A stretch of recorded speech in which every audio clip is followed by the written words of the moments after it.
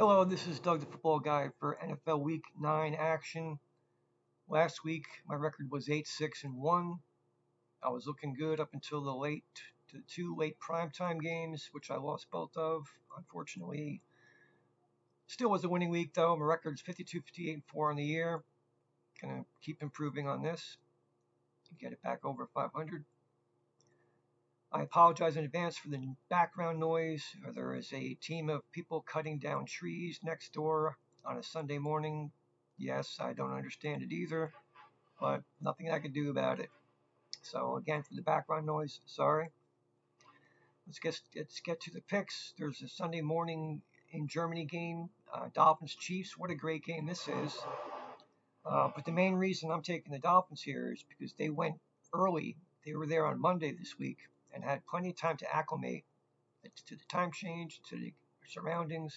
And for some reason, the Chiefs went Friday night. To me, that's a huge difference. So I'm taking Dolphins +2. Basically, that's the main reason, because these two teams are very evenly matched.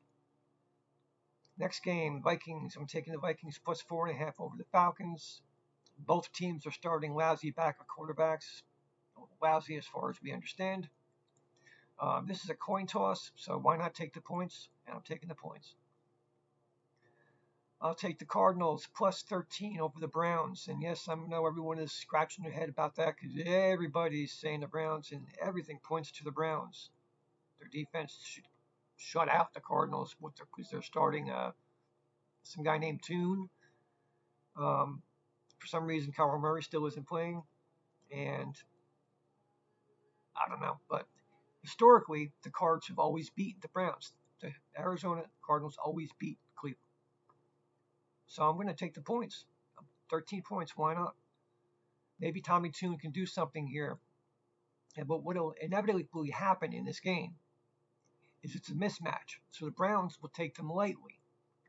And with Watson in at quarterback, who knows what you're going to get with him? I think he turns it over a couple times.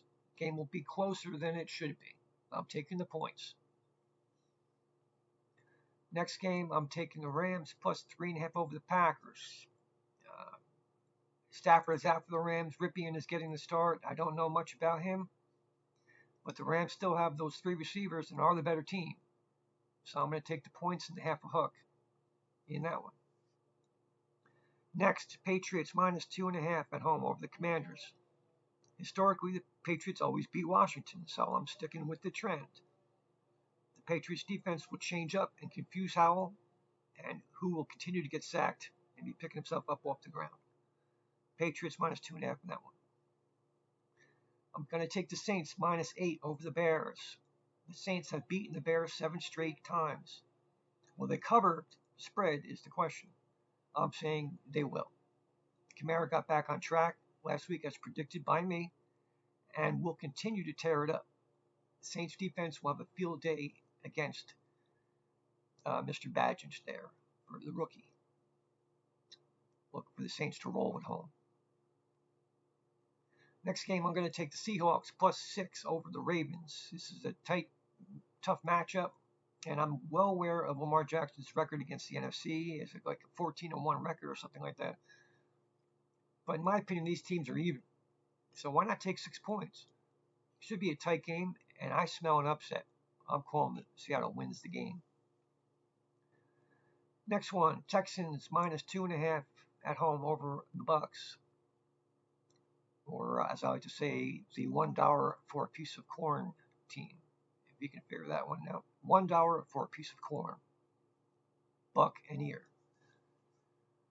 The Texans, they're a better team. They're home. Then they have the future going for them with C.J. Stroud and Nico Collins and a few others that I'm not going to mention here.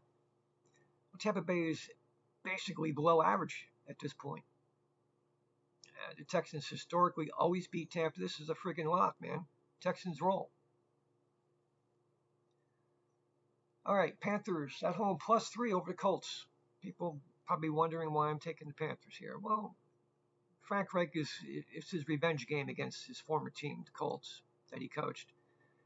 And Gardner Minshew is a turnover machine. He's just not the same guy he was from a few years ago coming off the bench. He's just an average quarterback, schmuck-ish at best.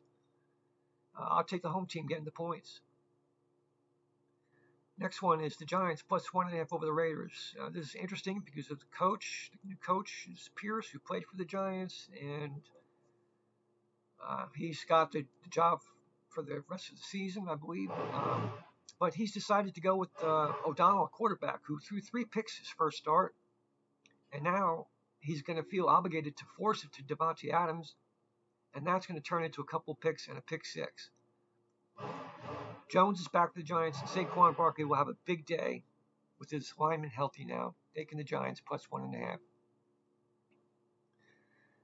Okay, Eagles, Cowboys. I'm going to take the Eagles at home minus 2.5 over the Cowboys. Tough game, but I'll go with the home team. Eagles should watch out for the old beat the Cowboys curse. You're not aware of it.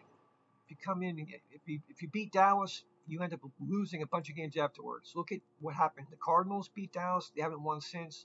The Niners beat Dallas. They haven't won since. So if the Eagles win today, beware what happens in the next few weeks. But in this game, it's just taking I think the Eagles are better at this point in their home. I'm taking the Eagles minus 2.5.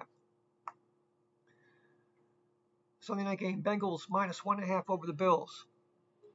I'm going with the hot team, which is the Bengals. The Bengals are finally on a roll, and the Bills are a beatable team. Should be a good game. I'm taking the Bengals minus 1.5. Finally, Monday night, I'm taking the Jets plus 3.5 at home over the Chargers.